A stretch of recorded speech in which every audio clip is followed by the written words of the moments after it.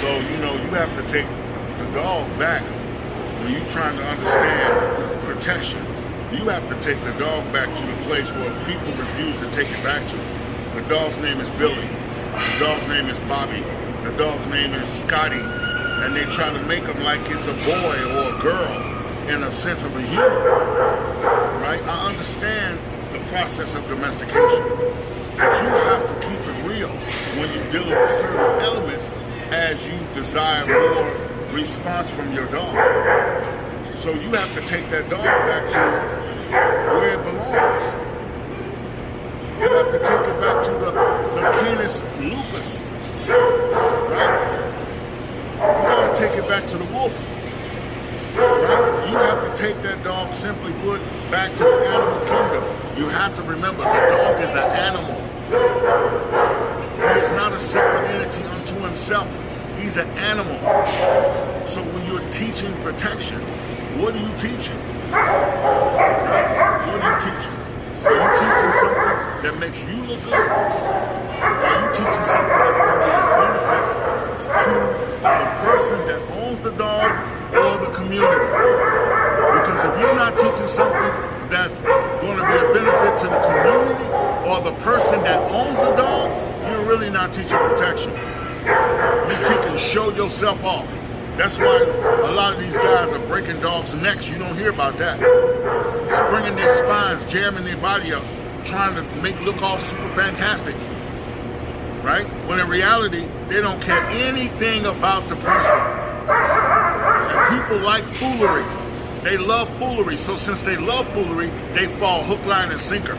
But if you're looking for something real, if you're looking for something that's going to be beneficial, right?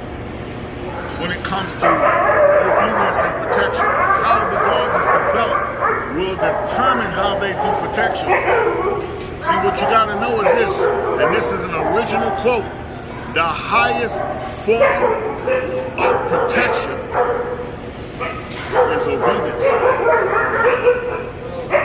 Obedience. Protection is just another obedience command. That's all it is. Right? And I said that backwards. The highest form of obedience, right? I said that right? Is protection. The highest form of obedience is protection.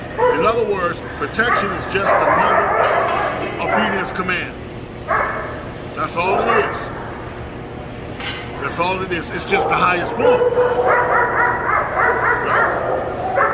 So it's okay for your dog to be obedient and do all those tricks and gimmicks, but don't get them caught up. They tricks and gimmicks.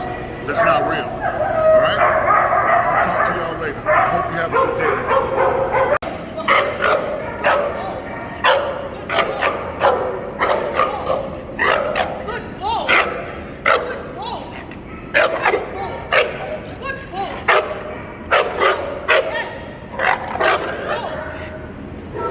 Now that I think about it, we did get a video. Yesterday we did get a video.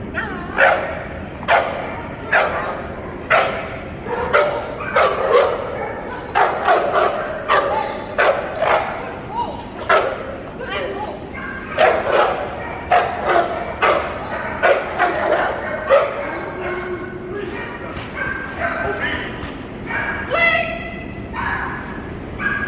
Look at me!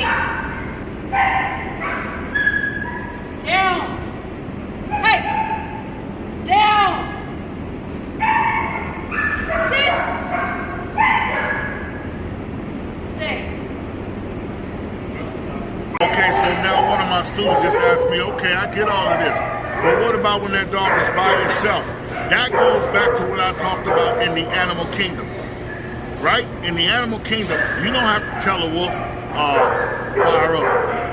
You know, here's a treat, turn on. You come with anywhere within their territory, they're going to warn you. Wolves don't warn you by barking. Wolves warn you by howling. They let you know you're getting too close and they know you there. Right? Right? So when dogs are in a domesticated and controlled environment, which would be their backyard, right? And you come up, first of all, you have odors that you project, right? These odors send out signals to the dog to say you're not supposed to be there. Even the scariest little dog that's not designed to do protection is going to respond in some way, shape, form, or fashion. Right? As a result of that, a dog that's designed for protection, right, is going to respond a lot quicker. How severe it gets, it depends on what you do. If you leave, it's over. But if you come in, you're going to have a problem.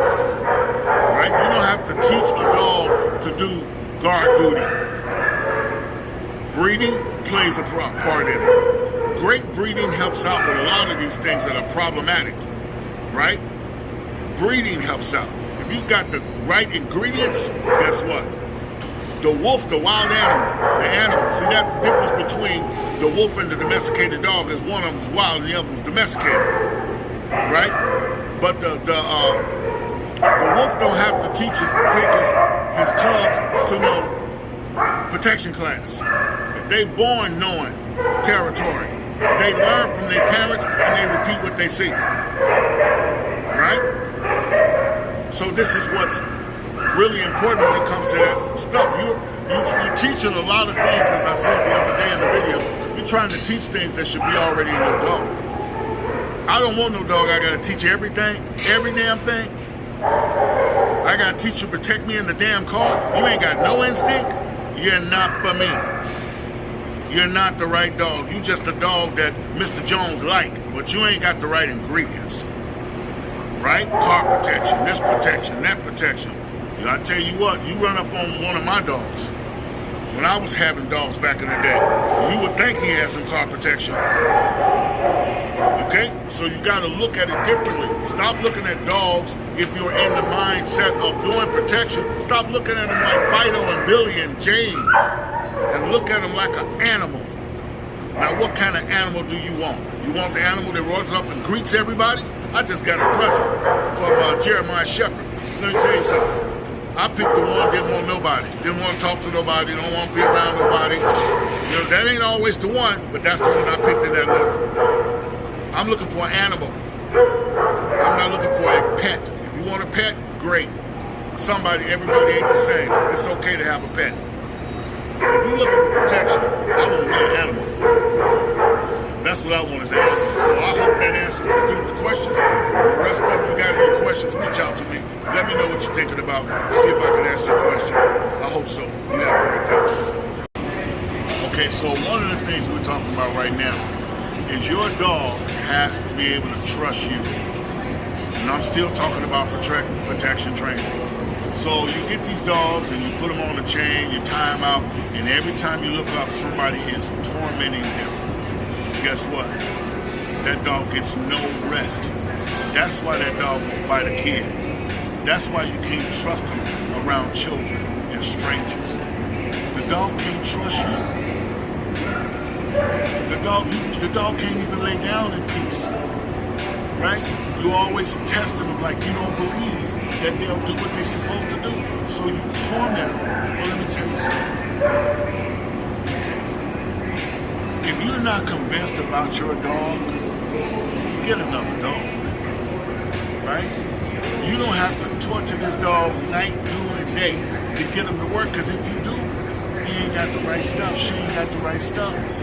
And if you always testing everything about your dog, I got a suspicion you ain't sure about you.